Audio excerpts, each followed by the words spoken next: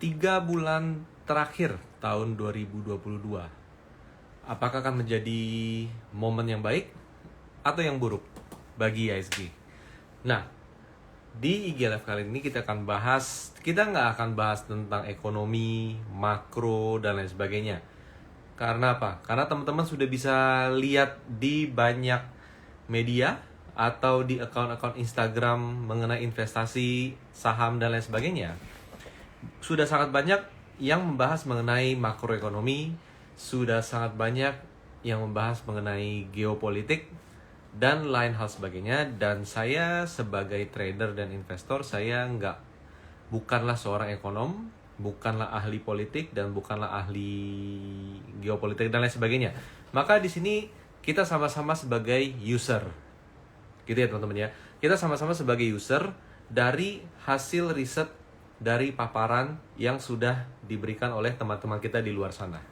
Nah, jadi di IG Live kali ini kita akan bahas mengenai, sebentar saya pin komen dulu di sini. 3 bulan terakhir, baik atau buruk bagi IHSG. Teman-teman yang baru join, teman-teman bisa tulis saja di kolom komen. Kira-kira 3 bulan terakhir akan bagus atau buruk, atau mungkin biasa-biasa bagi IHSG. Sambil kita ngobrol-ngobrol, oke? Nah, obrolan hari ini saya akan respon pertanyaan-pertanyaan yang berkaitan dengan IHSG. Jadi kita nggak akan terlalu banyak ngebahas tentang saham, tapi kita akan bahas lebih ke IHSG-nya. Oke, di sini komennya sudah mulai muncul belum? Oke, jadi sambil kita ngobrol, tulis komen Anda, 3 bulan terakhir ini apakah akan baik, buruk, atau biasa saja bagi IHSG. Nah, teman-teman harus lihat di sini adalah apa? Kita harus lihat di sini adalah saya memposisikan diri sama seperti Anda ya, sebagai user dari hasil research, user dari hasil paparan mengenai makroekonomi, mikroekonomi, industri, analisa geopolitik lah, perang, dan lain sebagainya gitu. Nah, jadi saya tidak memposisikan saya di sini sebagai ahli ekonomi atau ekonom yang men-share mengenai ekonomi global akan seperti apa.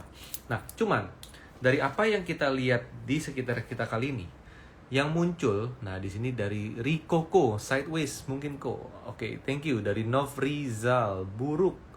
Pak Sada bilang baik, lalu MyStock bilang cukup sulit untuk trading. Oke, sebenarnya kalau harganya sideways, malah kalau bicara tradingnya itu short term, itu malah lumayan menarik sebenarnya. Nah, balik lagi. Buka website ngomongin tentang krisis. Buka YouTube ngomongin tentang krisis. Buka Instagram ngomongin tentang krisis. Buka TikTok ngomongin tentang krisis. Semua ngomongin krisis. Teman-teman ingat nggak? Ada pepatah yang mengatakan bahwa apa? Be fearful when others are greedy, ya kan? And be greedy when others are fearful. Di sini saya nggak bicara bahwa semua orang fearful dan saya harus greedy, harus all in, bukan seperti itu. Tapi prinsip di sini adalah kita harus ingat bahwa kita harus pintar dalam melihat situasi, teman-teman. Kita harus pintar dalam melihat situasi karena apa? Ketika semua orang berbicara krisis, maka semakin banyak orang yang berjaga-jaga agar tidak terkena dampak krisis. Semakin banyak media yang bilang tentang krisis, oke, ada hal-hal yang ada hal yang tidak bisa kita kendalikan. Yes, for sure gitu ya. Tapi coba teman-teman bayangkan seperti ini.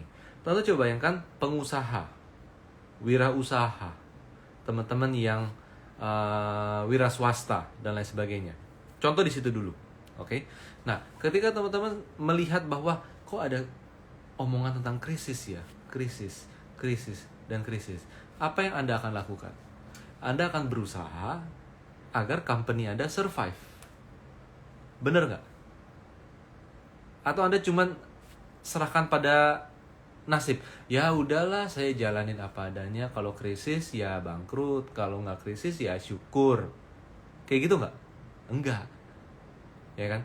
Semua pengusaha sukses, semua bisnismen sukses pasti akan putar otak. how to survive kalau terjadi krisis. Di sisi lain, kalau saya sudah persiapin semuanya dan tidak terjadi krisis, saya akan jadi yang paling atas. Kan seperti itu. Itu mindset juara kan, mindset juara. Nah, saya lupa ada seorang pengusaha yang juga mengatakan hal seperti itu. Saya siapa ya? Nanti kalau teman-teman tahu quote itu dari mana, tolong di info di komen. Oke? Nah, jadi teman-teman. Jadi, sebagian dari orang-orang yang kita temui mungkin mentalnya adalah mental kerupuk. Seperti apa? Ya udah mau gimana krisis? Ya udah gimana dong, ini pemerintah harus bekerja lebih keras. Wah, ini wali kota harus bekerja lebih keras. Ini camatnya harus kerja lebih keras. Lurahnya harus kerja lebih keras. Harus jaga biar nggak krisis. Ada yang kayak gitu. Tapi ada juga, kalau mental juara adalah gue harus ngapain ya biar company gue bisa survive. Karena efek dari goyangnya bisnis perusahaan yang mereka miliki, yang mereka jalanin, itu akan impact-nya sangat besar. Misalnya, contohnya adalah tanggungan, karyawannya berapa banyak, keluarga, turunan dari karyawannya berapa banyak, kewajiban dan lain-lain berapa banyak, ya kan? Nah, mereka bukan orang-orang yang ya pasrah pada nasib, enggak gitu loh. Mereka harus survive karena kalau sampai pilot, ujung-ujungnya kan urusan sama hukum juga gitu loh. Ya kan, kepailitan lah dan lain sebagainya gitu kan. Jadi teman-teman harus bayangkan apa? Ini saya bicara dengan beberapa teman saya dan salah satu adalah beberapa dari sebagian itu adalah seorang fund manager. Mereka juga bilang bahwa apa? Kita harus ingat, kita di stock market, di kepala kita adalah buy sell. Untung rugi. Kalau jelek gua cut loss, kalau bagus gua beli. Tapi dalam bisnis nggak seperti itu, teman-teman. Di dalam bisnis, apa yang harus Anda pahami gitu loh, bahwa company yang berjalan itu kadang adalah hidup mati dari businessman tersebut. Ya kan, teman-teman coba lihat pengusaha besar, konglomerat, saya nggak bilang pengusaha besar deh, pengusaha yang kecil, yang skala menengah, UMKM, berapa banyak dari mereka yang menganggap bisnis saya ini adalah bisnis hidup dan mati saya. Di balik bisnis ini ada saya, istri saya, anak-anak saya, cucu-cucu saya, dan lain-lain sebagainya. Saya harus survive. Apa yang harus saya lakukan? Ya kan? Dan itu nggak cuma satu usaha, tapi banyak usaha. Maka setiap orang karena sudah khawatir dengan krisis, tentu mereka akan berjaga-jaga agar tidak terjadi krisis. Ya nggak? Atau mereka nggak bisa mengubah ekonomi, mereka nggak bisa mengubah pikiran dari Rusia menyerang Ukraina dan sebagainya. Tapi mereka akan berpikir dengan dampak yang terjadi di sana ke sini, apa yang harus saya lakukan? Contoh, oke, saya akan menganggarkan lebih banyak untuk apa? Hedging. Atau saya akan cost saving dulu, misalnya. Misalnya perjalanan yang nggak penting saya tunda dulu misalnya. Ada kebutuhan mengeluarkan dana sekian untuk investasi, cash flow-nya sekian, saya redam dulu. Biar apa? Jangan sampai ada kebutuhan dana nanti 5 bulan lagi yang nggak diduga-duga, udah keburu kepake di sekarang karena ekspansi yang masif. Misalnya seperti itu. Nah, jadi teman-teman, jadi ini berlaku untuk para pengusaha, bisnismen, konglomerat, bahkan saham-saham dari emiten yang kita beli di Bursa Efek Indonesia. Gitu.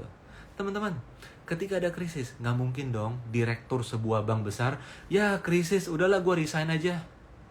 Gue males dah, udahlah gue nganggur dulu lah, males pusingin bisnis. Ada nggak kayak gitu, teman-teman? Enggak. Atau misalnya pemilik sebuah emiten mayoritas, shareholder mayoritas. Wah, mau krisis, udahlah, gue jual semua saham gue nih, siapa mau. Gue males bisnis, nanti deh kalau udah bagus lagi baru saya beli bisnisnya. Nggak ada kayak gitu, teman-teman. Semuanya stick to the bisnis yang mereka involve di sana. Nah, jadi ada perbedaan mindset antara kita sebagai trader dan kita sebagai dan mereka sebagai pengusaha di sana. Bahwa apa? Kalau sebagai pengusaha, mereka harus survive. Kalau kita sebagai trader, company jelek, gua cut loss. Nah, mindset cut loss itu menjadikan apa? Menjadikan kita semakin tergulung dengan informasi yang semakin apa ya istilahnya, semakin kencang beredar di sekitar kita. Itu poin pertama. Bahwa apa? Jadi poin pertama adalah dalam menghadapi kondisi di mana begitu banyak berita, pemberitaan, konten dan lain sebagainya mengenai krisis, yes, kita perlu tahu apa yang menjadi ancaman sekarang ini. Tapi yang harus kita ingat di sini adalah bahwa masing-masing dari para pemenang di sana itu putar otak untuk survive di sana. Nah, poin pertama di sini, putar otak untuk survive. Jadi, kalau market panik, market jualan, Anda jualan, teman Anda jualan, fund manager sana jualan. Karena apa? Karena saya takut. Teman-teman, namanya manusia, pasti ada khawatir, ada takut. Oke, jualan. Tapi ketika saham yang mereka jual, manajemennya survival, ya kan? Dan ternyata hasilnya tidak seburuk yang dikira, atau malah tidak ada impact sama sekali, maka kita akan menyesal untuk tidak membeli. Jadi kita harus tahu emiten mana, company mana yang lebih cenderung akan tahan terhadap krisis. Saya nggak akan sebut saham gitu di sini, tapi ini kita lebih ke arah konsep. Maka ketika itu misalnya terjadi, indeks mungkin akan turun. Tapi turunnya akan naik lagi. Karena banyak smart money, investor rasional, yang menilai bahwa penurunan harga yang terjadi misalnya gitu ya, itu sebenarnya adalah opportunity to buy. Karena nggak sejelek itu kejadiannya di company tersebut. Oke? Nah, itu mengenai emiten. Oke? Mengenai emiten. Nah, kita gimana? Kita harus membayangkan kita dalam posisi netral, teman-teman. Dalam posisi netral. Kita nggak boleh jadi posisi yang pesimistis.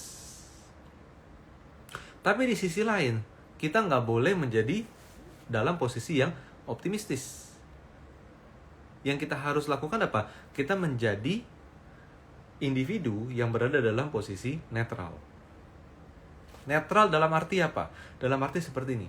Ketika marketnya itu jelek, ini saya belum bilang outlook IHSG 3 bulan ke depan ya, karena kan topiknya adalah mengenai 3 bulan terakhir IHSG akan bagus atau turun. Pembahasan ini belum ke arah sana gitu ya. Tapi ketika kita dalam posisi sebagai seseorang yang netral, maka yang kita harus pikirkan di sini adalah apa? Yang kita harus pikirkan di sini adalah pertama, kalau market turun, gue tidak nyangkut. Pokoknya itu dulu, teman-teman. Kalau market turun, gue tidak nyangkut. Tapi ketika market balik arah di bottom, saya sudah melihat ini sudah tidak turun lagi. Tentu dengan teknikal juga, gitu ya. Saya siap untuk masuk dengan uang hasil tidak nyangkut. Tapi hati-hati, jangan sampai karena ada menerima paham tersebut, Anda besok langsung jualan saham, berharap turun, beli di bawah, yang ternyata ketika Anda jual nggak turun-turun. Sering nggak kayak gitu? Ini bakal turun nih, gue jual dulu. Kok nggak turun-turun nih? Kok naik ya? Kok naik ya? Ya udah deh, dikerjain bandar gue. Salah, dikerjain mindset kita. Di sana, teman-teman, dikerjain oleh pikiran kita. Jadi jangan dikit-dikit bandar. Itu dia. Oke? Nah, itu mengenai menjadi posisi yang netral dalam kondisi ketidakpastian. Ini kalau turun, jangan nyangkut. Beli lagi nanti di bawah. Ketika sudah fase bottom reversal, Anda butuh menguasai technical untuk tahu bottom reversal. Percaya deh, nggak bisa pakai data ekonomi. Oke? Nggak bisa pakai data fundamental company. No. Gitu. Jadi harus dengan technical. Itu yang pertama, kalau turun. Kedua, pribadi netral itu apa? Kalau marketnya tidak turun, atau kalau sahamnya yang saya miliki itu nggak jelek, masih tetap stabil, masih tetap naik, seperti itu, saya nggak panik jual. Melihat berita, melihat yang lain-lain. Karena apa? Karena Kalau marketnya itu, bukan market ya, saham ya, kita bicara saham ya. Kalau saham yang saya miliki masih tetap stabil di atas atau stabil bergerak, tidak anjlok, dan ternyata pelan-pelan terus bergerak naik, maka artinya saya memiliki company yang tepat. Gitu teman. Ketika saya memiliki company yang tepat, bisa jadi company tersebut bisa tetap perform bagus dalam kondisi yang gonjang-ganjing. Bisa nggak? Kalau Anda punya company yang tepat, maka Anda secara nggak langsung numpang dalam sebuah company yang manajemennya bagus. Ya nggak? Survivor itu. Nah, kalau ternyata benar di company yang seperti itu, kenapa dijual? Karena baca berita. Semakin banyak berita yang beredar, hati-hati. Kejadiannya bisa bertolak belakang. Tetap mungkin bertolak belakang. Maksudnya apa? Saya bukan bilang bahwa ada berita mengenai konflik negara A dengan negara B, ada berita banyak, ujung-ujungnya nggak akan konflik. Bukan di situnya. Jadi please remind di sini ya. Saya bukan bicara bahwa ketika banyak berita bergulir, yang terjadi adalah bertolak belakang. Bukan di sananya. Tapi efek psikologis dari kita membaca berita, kadang yang terjadi di market itu bertolak belakang. Jadi faktanya tetap ada konflik antara A dan B. Contohnya seperti itu. Faktanya tetap ada apa? Tetap ada inflasi yang tinggi, misalnya seperti itu. Tapi dalam hal kita membaca inflasi yang tinggi, dalam hal kita membaca ada konflik, potensi konflik, atau konflik yang sedang terjadi, yang kita dengar setiap hari seperti itu, impact-nya bisa jadi terhadap financial market itu berkebalikan, teman-teman. Berkebalikan di sana. Nah, jadi sekarang kita masuk ke poin 2, teman-teman. Poin 2. Teman-teman harus sadar bahwa ini saya nggak bisa bilang dalam sebuah laporan ilmiah gitu ya. Karena apa? Karena saya bukan ahli statistik, saya bukan mengolah data dan lain sebagainya. Cuman ini dari pengalaman aja, dari sejak tahun 2004. Ketika ada momen di mana berita itu begitu jelek, bermunculan di sekitar kita. Kita ke kanan dengar itu, kita ke kiri dengar itu, kita ke atas dengar itu, kita ke mall dengar itu, kita ke restoran dengar seperti itu. Biasanya bukan nggak jadi, tetap bisa jadi, tetap terjadi gitu loh, tetap terjadi.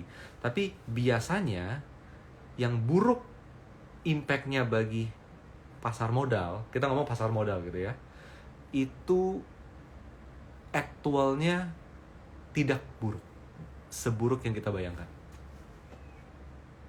Gitu teman-teman. Tidak seburuk yang kita bayangkan, kadang bisa berkebalikan. Di sisi lain, ketika kita mendengar begitu banyak berita yang bagus-bagus. Contoh, saham digital tahun 2020 sampai 2021. Saham digital bagus, saham berbasis digital bagus, bank digital bagus, IPO bank digital bagus, bisnis lama going digital bagus, bank yang terpuruk tiba-tiba bilang mau bikin aplikasi digital, aplikasi doang nih ya, jadi harganya bagus. Semua media ngomongin hal yang sama, bagus. Semua content creator mengomongin hal yang sama, bagus. Pum. Yang terjadi apa? Kebalikannya. Ketika semua orang bilang bagus, kan psikologi kita berpikir bahwa kalau semua orang bilang bagus, harganya bisa bagus. Nah, itu maksudnya. Jadi ketika semua orang bilang bagus, harga bisa jadi berkebalikan. Gitu ya, teman-teman ya. Nah, kembali lagi, saya mau ajak teman-teman untuk di luar market saham Indonesia. Coba teman-teman ingat-ingat di cryptocurrency, NFT. Saya bukan orang yang anti, enggak. Cuman teman-teman coba lihat ini. Ya. Lihat psikologi yang muncul, sama enggak? Semua orang, gue ketemu lagi main basket, ngomongin kripto. Lagi ngegolf, ngomongin kripto. Lagi arisan ngomongin kripto. Teman saya yang nggak pernah trading, nggak pernah investasi, tiba-tiba bisa, yuk, lu beli kripto nggak? Gitu. Teman lagi nih yang nggak pernah mau diajakin investasi saham, nggak pernah punya planning apa segala macam, taunya emas doang gitu ya. Tiba-tiba ketemu lagi badminton, yuk, lu beli kripto. Kripto. Teman-teman, impact-nya apa? Beda, teman-teman. Ya kan? Jadi ketika ada momen euforia, yang terjadi adalah halnya adalah cenderung adalah buruk. Tapi ketika ada momen di mana muncul itu adalah pesimistis, negativity, skeptism segala macam, biasanya yang terjadi di dalam harga adalah berkebalikan, teman-teman. Saya nggak bilang bakal bagus, nggak. Kenapa? Saya nggak mau ngepompom, istilahnya seperti itu ya. Cuman, saya mau kasih contoh beberapa hal, dan teman-teman bisa lihat bahwa apa? Teman-teman bisa lihat bahwa, coba deh, kita ngelihat ini dari point of view helikopter. Gitu, teman-teman coba lihat. Dulu tuh gimana sih? Impact-nya gimana? Di sana. Tadi saya udah bilang ya mengenai contohnya adalah saham-saham berbasis digital, ya kan? Digital. Lalu apa lagi? Berbasis COVID. Ada lagi kan? Menjelang ditemukannya vaksin, emiten tertentu harga naik. Tapi seketika vaksin itu udah muncul, udah bisa dipakai oleh semua orang, harganya gimana? Bus, ke bawah. Berkebalikan. Berapa banyak orang yang ikutan membeli emiten tersebut ketika menjelang pengumuman vaksin itu ditemukan? Tinggi. Banyak banget, teman-teman. Di sana. Tapi berapa banyak orang yang membeli sebelum ada sentimen vaksin? Sebelum ada bicara vaksinasi dan lain sebagainya? Sangat sedikit. Kayak gitu. Nah, jadi poin di sini adalah apa? Poin di sini adalah ketika dalam momen terendah yang kita bisa rasakan, kadang di sanalah titik balik. Kenapa? Karena setiap orang berusaha. Gitu. Teman-teman, kita menghadapi krisis. Bukan krisis ya, sorry. Kita menghadapi ancaman krisis. Inflasi yang tinggi, bahan bakar yang tinggi, harga komoditas yang tinggi, konflik geopolitik, dan lain sebagainya. Kita menghadapi hal tersebut. Teman-teman harus belajar dari tahun 2020. Di sana. Dari tahun 2020. Seburuk apapun kondisi market, teman-teman, percayalah teman-teman, tahun 2020 itu somehow itu lebih buruk dari krisis yang lain. Kenapa? Banyak sekali orang kehilangan pekerjaannya. Bukan income-nya itu berkurang ya, tapi hilang. Itu banyak banget. Dan lebih parahnya lagi adalah pengusaha tidak boleh buka usaha. Itu lebih parah lagi nggak sih? Nggak tahu deh. Lebih parah mana ya? Gini. Ada momen di mana Anda tetap boleh buka toko, tapi omsetnya menurun.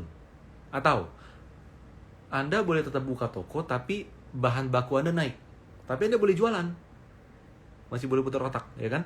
Kedua, yang B, Anda nggak boleh buka toko. Mau jualan dong, ini 5 barang aja, nggak boleh. Gue buka toko 1 jam aja, nggak boleh. Please, nggak boleh. Di sana. Lebih buruk yang mana? Oke? Lebih buruk mana? Apa opini Anda? Nah, jadi teman-teman, balik lagi, oke? Balik lagi. Ketika ada berita yang begitu masif beredar di sekitar kita, dan berita itu adalah sangat positif, biasanya itu sudah di momen puncak positivity, gitu ya. Nah, ketika ada momen di mana berita dan sekeliling kita itu sangat negatif, maka sentimen sudah maksimum juga. Maksimum di mana? Maksimum buruknya. Maksudnya apa maksimum buruknya? Maksimum buruknya adalah orang-orang yang pengen jualan udah ngejual semua, udah jualan semua gitu kan. Sama seperti ketika beritanya sangat positif. Semua orang udah ngebeli semua, akhirnya udah nggak ada yang beli.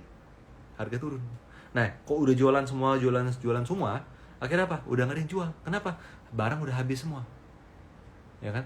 Udah nggak bisa terlalu turun. Nah, jadi teman-teman. Jadi, yang pertama bagian pertama adalah menghadapi ancaman krisis seperti ini. Dan ini kan bicara 3 bulan terakhir di tahun 2022 ya. Bener nggak sih 3 bulan? Oktober, November, Desember. 3 bulan ya, oke? Nah, menghadapi 3 bulan ini, maka kita pasti akan dihadapi oleh berita nggak jauh-jauh seputar ancaman krisis, inflasi, bahan bakar tinggi, ya kan, anggaran, konflik antar negara atau antar beberapa negara, ya kan? Lalu apa lagi? Lalu kalau misalnya di Eropa nih, kalau Anda tinggal di Eropa ya, maka Anda akan menghadapi masalah seretnya energi, pasokan energi. Di kita? Enggak ya kayaknya ya.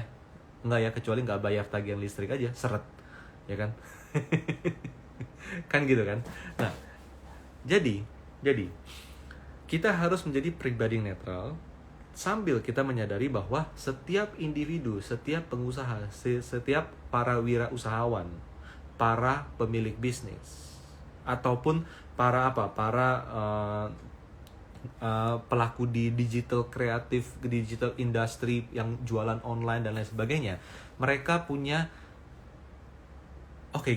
mereka punya survival mode yang jauh lebih bagus dari kita. Saya bisa bilang seperti itu, lebih bagus dari kita. Mereka akan berusaha agar company mereka tidak krisis. Dan itu juga terjadi di emiten-emiten yang ada di Bursa Efek Indonesia. Nah, jadi kita menjadi pribadi yang netral dan antisipasi. Kalau jelek, saya nggak nyangkut. Nanti saya cari company yang memang tidak ada masalah, saya beli di harga bawah. Mumpung harga turun, saya beli. Tapi ingat, yang berpikir seperti itu nggak cuma Anda, nggak cuma saya, ada orang lain. Dan yang berpikir seperti itu nggak hanya pakai uang 10 juta, nggak pakai uang hanya 50 juta atau 500 juta atau 1 miliar, tapi dia pakai uang triliunan. Jadi kita lomba-lombaan nih. Kita lomba-lombaan untuk berharap turun, kalau turun gue beli. Tapi kalau orang yang pakai duit 1 triliun merasa ini kayak nggak akan turun deh, ya udah, lu jual gue beli, lu jual gue beli. Semua orang udah nggak punya, dia punya semua. Harga turun? No. Itu pertama, jadi hal yang netral. Kedua adalah apa tadi? Kok jadi lupa ya? Nah, kedua adalah berita, news, sentimen, dan kalau era sekarang adalah konten. Kalau begitu banyak yang negatif, biasanya sudah price in di sana. Demikian juga jika begitu banyak yang positif, artinya di harga tersebut sudah price in. Terjadi di saham, terjadi di kripto, terjadi di COVID, vaksinasi, ya kan? Vaksinasi. Dan terjadi di mana lagi? Banyak teman-teman, sepeda. Berapa banyak orang yang ketika pandemi beli sepeda? Sekarang sepedanya dikemanain? Di gudang? Di garasi? Ya kan? Lagi, ada apa lagi? Batu akik. Zaman dulu banget, tahun 2000 berapa itu ya? 2014 mungkin? 2014 mungkin? Berapa banyak orang yang tiba-tiba di tangannya punya banyak cincin batu? Ya kan? Di sana. Semua orang ngomong batu akik. Nah, biasanya sudah puncaknya. Jadi teman-teman, ketika orang-orang yang gak pernah ngomongin, tiba-tiba ngomongin, itu sudah dalam tahap maksimum atau menjelang maksimum. Ketika teman saya gak pernah ngomongin, tiba-tiba ngomongin kripto, itu udah momen hampir maksimum. Ketika teman saya gak pernah ngomongin, oke, gini. Tahun 2010 sampai tahun 2015. Coba teman-teman flashback tahun 2010 sampai 2015. Apa yang terjadi? Properti. Ada teman kita yang gak pernah berpikir untuk KPR dan lain sebagainya, tiba-tiba ambil cicilan atau beli properti. Gila, dia sampai nyicil beli properti loh. Iya yo, untuk investasi. Wah, itu udah hampir maksimum. Nah, ketika orang bilang yang buruk-buruk, Semua orang yang kita nggak tahu dia concern, tiba-tiba sudah ngomongin tentang hal itu. Wih, dia ngomong itu juga hampir maksimum di sana. Nah, bicara hampir maksimum, itu maksudnya apa? Maksudnya adalah harga di market ketika jelek sudah yang menjelang hampir maksimum jeleknya. Gitu. Kalau harga lagi naik, maka dia udah hampir maksimum naiknya. Gitu ya, teman-teman ya. Gitu ya. Nah, jadi teman-teman, sekarang Anda harus ngapain? Kita bareng-bareng nih harus ngapain, teman-teman? Kita mau nggak mau, kita harus apa? Kita harus mengerti, membaca pergerakan harga di sana. Kalau kita punya investasi based on fundamental, maka poinnya sebenarnya simple. Kalau ini company nggak ada masalah, bisnisnya nggak ada hubungan dengan geopolitik, dengan krisis dan lain sebagainya, ya udah kalau turun saya nggak pusing. Harga makin turun saya nggak pusing. Kenapa? Karena investor berpikir nggak pusing. Dia bagi dividen kok ke saya. Karena saya invest, saya cari dividen. Nanti kalau saya udah ada uangnya, ketika dia turun mantep, seminimal mungkin, saya beli. Saya cariin deposito, saya cariin reksadana, saya cariin apa? Saya gadai rumah, saya jual apartemen. Ngomong-ngomong apartemen lagi banyak yang jualan ya katanya ya. Ya kan? Jual di bawah harga pasar. Nah, oke. Nah, jadi apartemen dijual di bawah harga pasar. Ketika kita udah mendengar itu di mana-mana, itu momen beli untuk Anda bargain hunting. Bukan malah ikutan jual. Karena kalau mau jual sekarang udah terlambat. Misalnya, kalau Anda nggak punya, ini momen untuk beli. Kita lihat yang mana. Sewa atau bisa 10%. Who knows, kan gitu kan. Nah, jadi jadi apa? Jadi pada dasarnya adalah itu investor. Maka, kalau teman-teman menganggap Anda pribadi adalah investor, pastikanlah company yang Anda miliki itu bukan company yang ketika krisis Anda takut jadi pengen jualan. Anda bukan investor, tapi jadi-jadian. Oke?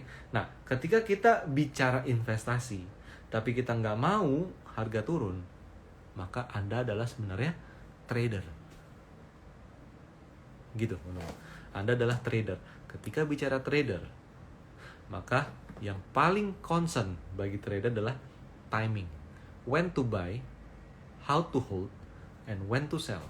Nah, ketika bicara trading, when to buy sama when to sell, maka itu tidak ada hubungannya sama sekali dengan berita, itu tidak ada hubungan sama sekali dengan fundamental. Karena market bergerak tiap hari, company tidak melaporkan labanya tiap hari.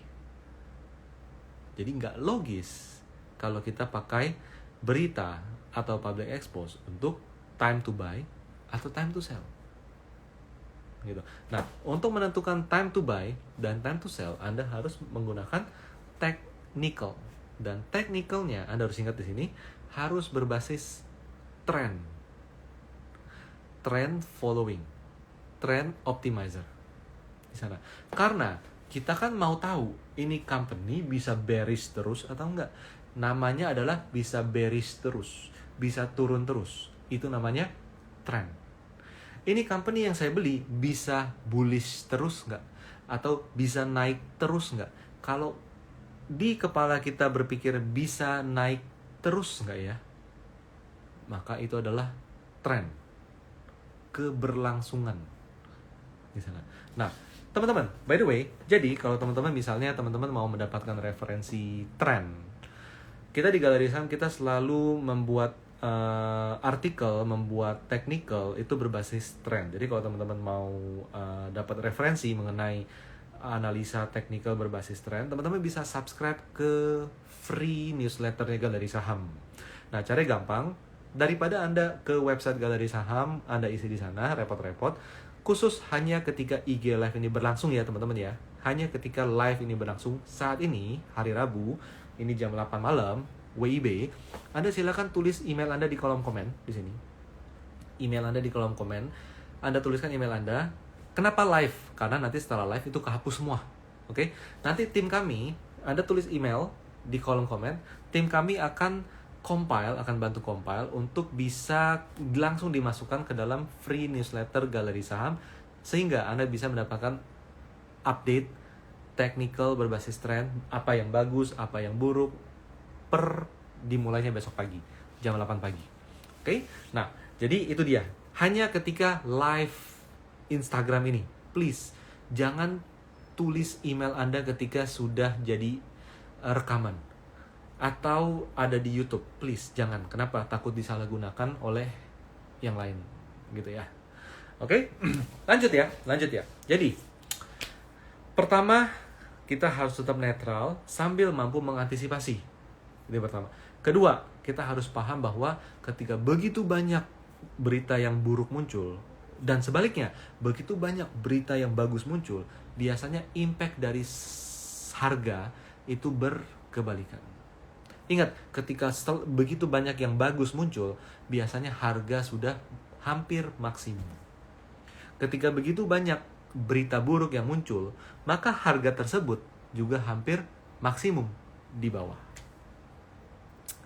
Gitu ya, teman-teman ya.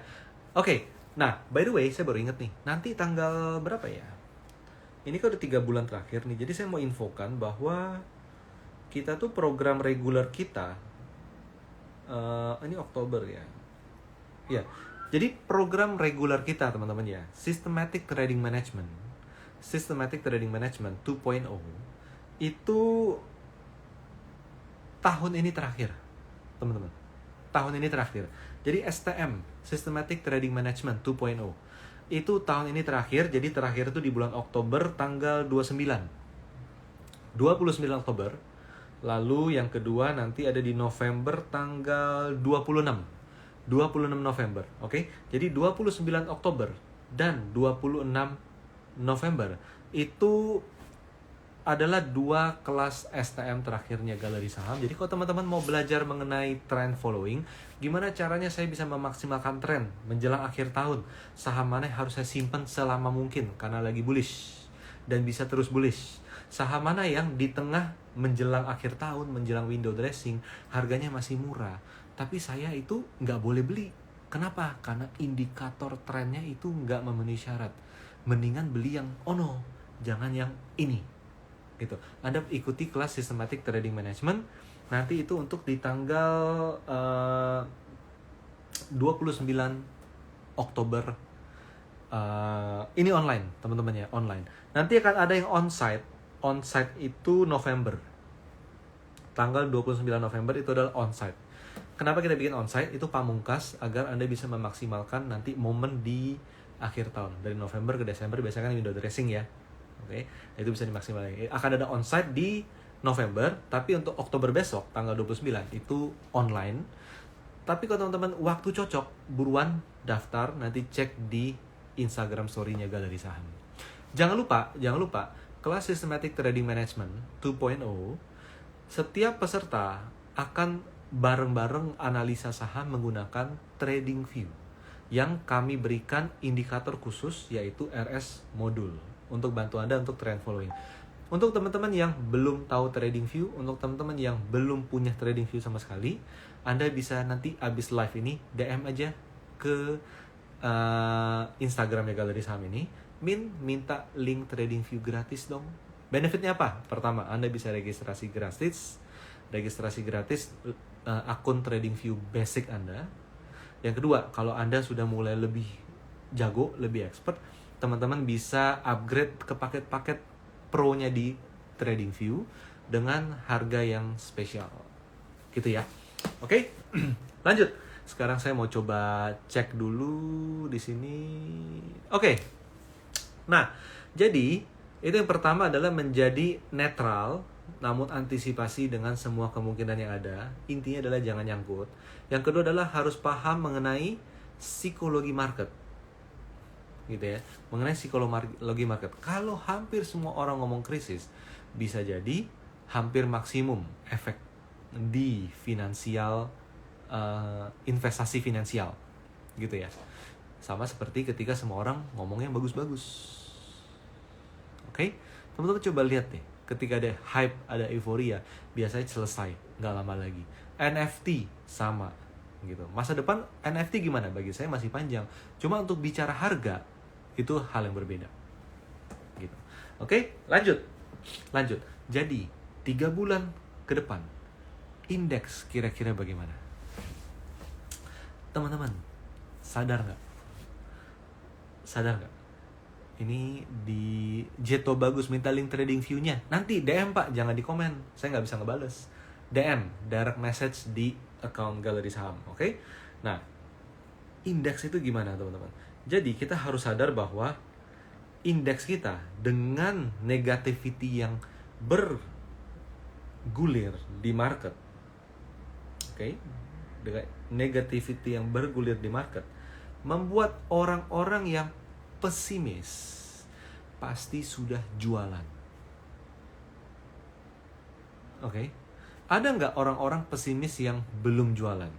Ada. Bisa jadi dia lagi bingung. Jual enggak? Itu yang pertama. Kedua, ada nggak orang yang pesimis tapi tidak jualan? Ada. Yang nyangkut. Karena saham nyangkut biasanya diinvest, di hold. Oke? Jadi, dengan bergulirnya banyak sentimen negatif yang terjadi saat ini, logika yang harus kita bayangkan adalah orang-orang yang pesimis pasti sudah nggak punya barang. Saya mau clear out aja, saya mau underweight aja porto saham saya mau masukin ke pasar uang aja, saya mau pindahin ke deposito aja, dan lain sebagainya. Kayak gitu ya. Nah, akhirnya di market ini lebih banyak ke pihak-pihak yang seperti apa? Pihak-pihak yang ragu atau yang cenderung optimis. Ragu ataupun optimis. Ketika banyak yang pesimis, maka supply yang besar. Ketika banyak yang optimis, maka demand yang besar. Dan balik ke mekanisme pasar. Kalau demand-nya besar, tapi supply-nya nggak ada. Kenapa nggak ada? Karena udah nggak punya barang semua. Karena yang pesimis udah jualan. Gitu. Tapi anehnya kenapa indeks masih di level 7.000 ya? Ya kan? Masih 7.000 ya? Orang udah pada jualan, tapi indeks di 7.000. Kok bisa? Harusnya ambles dong. Artinya ada pihak-pihak dengan dana lebih besar yang optimis. Nah, sekarang mungkin Anda akan berpikir seperti ini. Ya, itu maunya dia untuk nahan harga.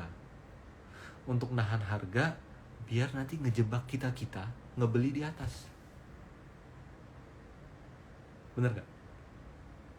Sekarang pertanyaan saya, gimana caranya menjebak Anda untuk beli di atas, sedangkan Anda aja udah gak punya barang, udah pesimis, saya udah gak mau beli. Atau kalau enggak, saya gak mau beli lagi, saya gak bisa beli lagi. Kenapa? Saya nyangkut. Uang saya udah, yang tersisa saya simpan, sisa saya adalah saham nyangkut. Mau harga ditahan gimana pun, dikerek naik, ya dia gak mau beli. Kenapa? Pesimis. Ya kan? Dan mereka beli pakai dana bisa triliunan, lebih gede dari uang kita yang jutaan. Misalnya seperti itu. Nah, why, teman-teman? Why? Teman-teman harus ingat bahwa apa? Bahwa stock market looking forward. Dengan berbagai aspek yang mereka analisa, saya melihat ke depan. Gitu ya, melihat ke depan. Sekarang kondisinya seperti ini, di harga seginilah harga terbaik yang bisa saya dapatkan, maka saya looking forward. Setahun, 2 tahun, 5 tahun lagi, itu sebenarnya bisa berapa? Worth it nggak saya beli sekarang? Kayak gitu teman-teman. Worth it nggak saya beli sekarang? Dan mereka pasti mempertimbangkan apa faktor yang mengancam ketika saya membeli saham ini. Apa faktor yang kurang oke yang membuat saya bisa merugi dengan membeli saham ini. Di sana. Ingat smart money ya, uangnya tuh ratusan miliar sampai triliunan. Seperti itu ya. Nah, ketika mereka sudah mengskenariokan, menganalisa dan lain sebagainya, dan mereka memutuskan untuk membeli, ketika Anda ramai-ramai menjual, mereka memutuskan untuk membeli, membuat harga itu nggak turun-turun amat, tapi malah bisa bertahan. Maka mereka melihatnya lebih ke jangka panjang, dan Kalau, balik lagi nih teman-teman ya, kalau supply sudah menipis karena yang jualan sudah habis, tapi demand masih terjaga tinggi karena yang beli masih banyak, maka mau nggak mau harga, saya bisa bilang begini, kalaupun dia tidak naik, maka dia tidak turun di sana. Maka dia tidak turun. Kecuali ada faktor X yang baru muncul yang membuat orang-orang berubah pikiran. Yang tadi mau nyimpen jadi jualan di sana. Kalau dulu tahun 2008, krisis yang sangat buruk terjadi itu dimulai dari saya lupa di bulan apa, kalau nggak salah di bulan September ya, tahun 2008, 2008, yaitu kebangkrutan Lehman Brothers. Ini lagi mulai ramai diomongin nih kan, mengenai salah satu bank di Eropa yang dikhawatirkan punya nasib yang mirip dengan Lehman Brothers. Oke, nah teman-teman balik ya, saya bukan ekonom, saya bukan makro analis dan lain sebagainya. Cuman logikanya gini, dulu di tahun 2008, penyesalan terbesar dari pemerintah Amerika adalah tidak membail out Lehman di sana. Dengan Lehman itu kolaps, maka pertama harga sahamnya rontok, kedua apa? CDS-nya harganya melonjak parah seperti itu, yang membuat bank-bank investasi Amerika itu harus membayar membayar pertanggungan itu lebih tinggi dari apa yang mereka mampu sekarang. Akhirnya apa? Akhirnya efek bola salju itu ambles. Jadi krisis subprime mortgage itu yang terburuk itu adalah sejak Lehman itu kolaps. Teman-teman coba cek tanggal di mana Lehman Brothers kolaps, cek indeks Dow Jones, itu momen paling buruknya ketika krisis tahun 2008. Nah, pemerintah negara manapun sudah melihat impact dari hal tersebut, dan teman-teman sudah melihat apa? Dulu saya juga kena loh. Dan saya belajar dari hal tersebut. Maka logikanya akan sangat amat dihindari terjadinya kasus yang tadi saya sebutkan, gitu. Oke? Nah itu dia ya, Jadi pada dasarnya teman-teman ya, jadi kalau melihat dari segala kondisi dan sentimen yang ada di sini, maka saya sebenarnya dengan posisi IHSG juga nih, posisi IHSG yang masih tetap stay di 7.100 seperti itu, maka peluang tetap masih terbuka lebar untuk 3 bulan terakhir tahun ini. Itu yang pertama. Kedua, saham apa? Pertama, saham yang kuat di lokal. Poin itu dulu. Karena GDP Indonesia, nanti saya coba cek ya. Kita punya datanya, nanti mungkin saya share di post di feednya Galeri Saham ini. GDP Indonesia 50% itu adalah konsumsi lokal. Oke, itu dia. Nah, jadi yang kuat di lokal relatif cenderung akan bertahan. Kedua, yang bisnisnya nggak terpengaruh. Contohnya apa? Contohnya lebih ke sektor energi, gitu. Krisis energi, kebutuhan energi yang lebih tinggi menjelang musim dingin, energi, dan dijualnya pakai dolar lagi, bukan pakai rupiah. Nah itu teman bisa coba pantau. Yang kuat di lokal dan yang bisnisnya itu tahan banting. Yang ketiga apa? Yang ketiga adalah pada dasarnya teman-teman ya, company blue chip. Kalau turun, selama dia nggak ada masalah di company-nya, itu naik lagi. Tapi kalau the worst dari berita-berita ini muncul, tapi harga mereka naik, artinya mereka nggak tendensi adalah tidak seburuk apa yang kita kira. Oke, ini saya udah kebanyakan ngomong, Oke, sekarang saya mau coba cek di komen ya. Di komen ada apa aja nih? Waktu kita tinggal 10 menit. Let's see apakah saya bisa jawab semuanya. Mohon maaf, ini saya mungkin jawab dari paling belakang dulu karena kelihatannya udah lebih ramai obrolan tuh di paling belakang. Mixologi, baca CNB bintang, beritanya kiamat mulu. Gimana nggak pesimis? Ya jangan dibaca, Pak. Money flow IHSG, nah kan? jangan dibaca, kurangin baca. Oke. Lalu musim dingin kapan ya? Musim dingin ya udah mulai ya. Ini bulan apa sih? Ini udah akan mulai. Ini bulan, sebentar, ini Oktober. Ini udah musim gugur. Bentar lagi lah Pak. Dimulai Oktober lah, November. Oke, lanjut.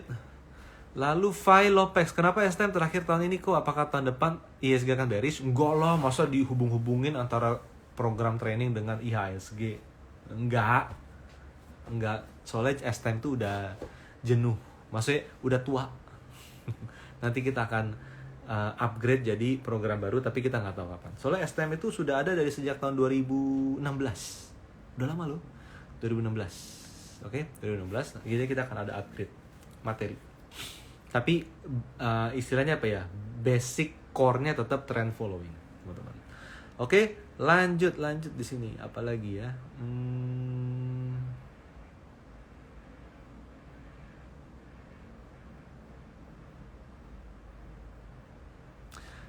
Marshall RBN, sell on news. Yes. Atau buy on news. Tergantung nih newsnya apa. Kalau news positif, sell on news. Kalau newsnya negatif, buy on news. Tergantung. Nah, dari Ivan Alim, satu hal yang pasti, jangan bersikap latah terhadap berbagai informasi yang diterima. Betul. Hari ini dengar berita A, kita ngapain? Besok dengar berita B, kita ngapain? Guys, teman-teman, ingat. Ada faktor konten di sana yang dicicil keluar atau berulang-ulang. Pada dasarnya apa? Lihat harga. Karena smart money akan bertransaksi di bursa, bukan di berita. Poinnya itu. Lanjut ya. Dari fotografa, membeli saham dengan manajemen yang baik di saat labil tidak masalah. Karena saat market jualan kita bisa ambil dan perusahaan tersebut survive, tidak selamanya labil. Yes, betul. Betul teman-teman. Jadi kalau manajemen bagus, track recordnya bagus, dan memang produknya bagus, pada dasarnya koreksi itu adalah buy. Oke? Koreksi adalah buy.